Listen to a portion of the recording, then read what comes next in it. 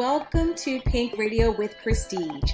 This is the place for you, the diva boss entrepreneur who needs quick tips on building your crave-worthy brand. This is your host, Nicole Doss, CEO of the Prestige Society, a membership organization for women entrepreneurs who believe in building powerful networks while slanging in their industries.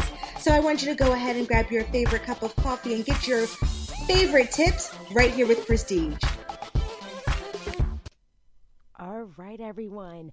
How are you doing? It's your girl, Nicole Doss. That's right, the CEO and founder of the Prestige Society, as well as the creator of Pink Radio with Prestige.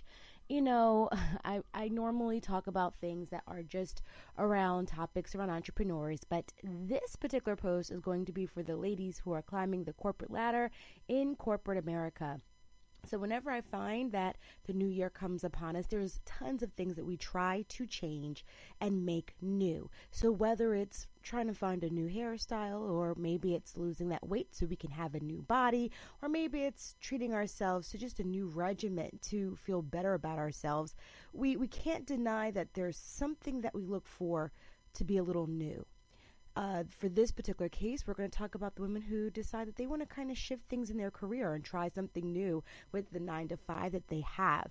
And in that, it all starts with one document, a document that we hate to create, a document that we hate to update, and that is your trusty resume. That's right. I'm going to give you 3 quick tips to allow your resume to be seen, to allow you to be that crave-worthy or desired candidate that a hiring manager or recruiter would want, and also give you just some insight into how recruiters think when they are looking at your resume. So let's go ahead and jump right into it. So the first thing I want you to think of is whenever you create a resume and you're getting ready to send it out to an employer, the first thing I want you to keep in mind is that you should not only have one resume. There's not going to be one version of your resume. It's not just going to be a one-size-fits-all.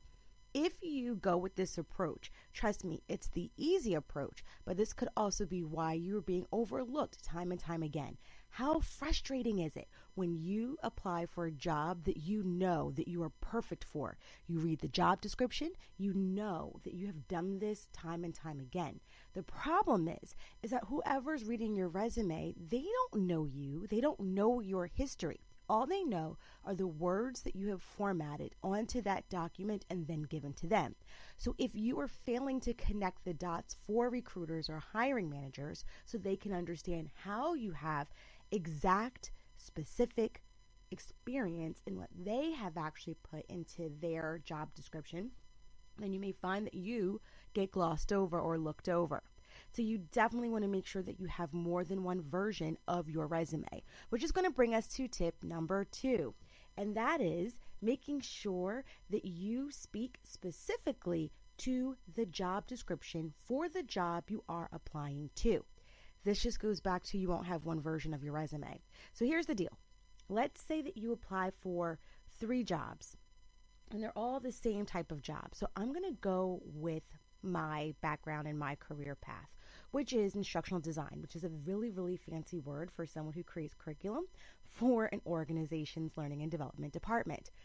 I know I can make it sound super fancy. Yes, I'm a trainer. So what we realize is that although you may think, okay, if Nicole sees 3 different jobs in the field of learning and development, that she then can actually just send out one resume with all of her wonderful and extensive background and experiences, you are sadly mistaken. Because if position number 1 decides they want to focus more on technical design, the space where e-learning is involved, or incorporating multimedia into the learning experience, then if I don't have a resume that really speaks to all of my experience with that, then I am going to get looked over and someone else is going to get called for an interview, and it will not be me.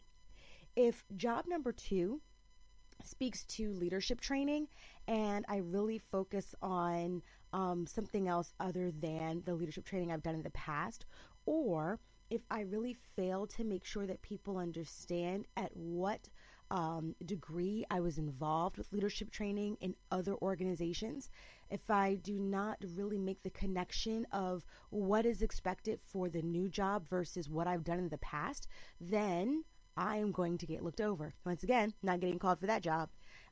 I'll probably get the call if candidates 1, 2, and 3 don't respond or accept other offers elsewhere.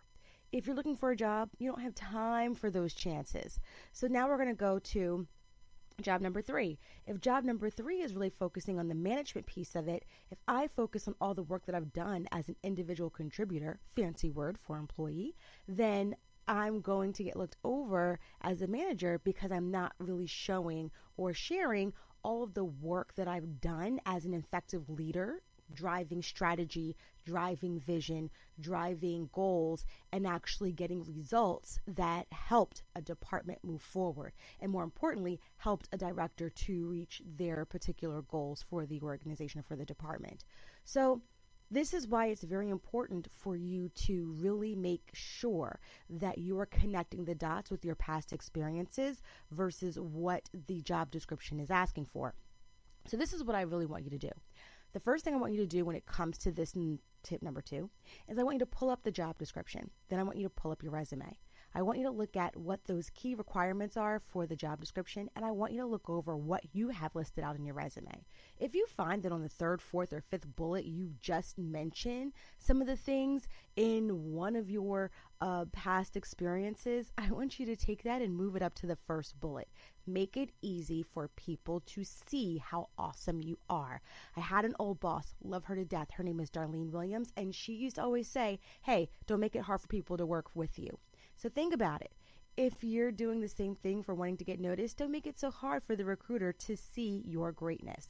Let's go ahead, move those important things up to the front, and make sure that we're very specific and not just the busy work. Do not replicate just another job description and make it your resume. You want to speak to the results you were able to get doing these particular tasks. All right? Awesome. So now we're going to move to tip number 3.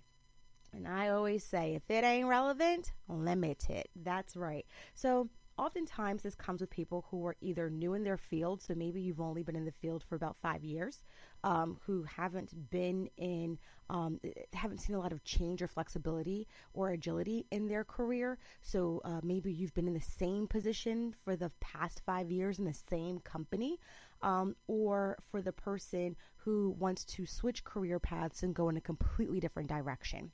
So this means that when you're going for that new job, once they look past that immediate job that you currently have, or maybe not, if you're going into a whole different career path, the recruiter will not find that you have that exact experience that correlates to the job description of the actual job that you're applying for. So you want to do a couple of things. The first thing you want to do is you really want to play up the functional experience. And that functional experience means, what have you done in your past experiences that has prepared you to be able to be successful in this new job? So let's just say you want to go ahead and you want to be a project manager, but you don't have your PMP, and this particular job does not call for a PMP, but they are looking for people who have led projects in the past and led projects with really large budgets with, certain type of scopes that are all detailed out in the job description. Okay, great. But your past job has nothing to do with project management. But the reason why you want to go into this path is because you have been the project lead on 4 or 5 really big projects that had really high visibility, where you were able to get the buy-in on all levels, from the ground all the way up to the executive level. If you can speak to that, even if your job title is accountant, or if your job title is, IT tech analyst, whatever the case may be, make sure you talk about that functional experience. That allows recruiters to first scratch their heads when they see the title, but then allows them to say, aha, this makes sense, and want to talk to you even more and do a phone screen. But if you find that you don't have a lot of functional experience in some of the jobs that you have listed on your resume, limit them. Don't spend time putting 4, 5, 6 bullets, all listing out the wonderful things you did as a daycare teacher when you're going for a business analyst position in an IT PMO department. okay? Because the recruiter doesn't care about how many kids you had in your classroom, nor does the recruiter care about how many kids did certain projects or art projects, because right now they can't see how one thing actually ties into the other. So that's why you want to make sure that you limit it and just speak very high level, like taught in the classroom, had about 15, 20 kids, and something else, very just high level overview. You want to spend your time really beefing up the things that you have done that actually mean something to the job you are applying for. So those are my 3 tips. I hope this helps. So just to go over it once again, I hope you all remember the first one. Do you remember that? You want to make sure that you connect the dots. You want to make sure then that it's relevant. And then also you want to make sure that if it's not relevant, you limit it. That's right. So it's all about going out there, hitting the pavement, and making awesome change as the new year comes upon us. This is your girl, Nicole Doss. I hope you enjoyed this message for you today. And I hope that you have a wonderful, awesome, and productive day. All right, divas, be blessed. Bye.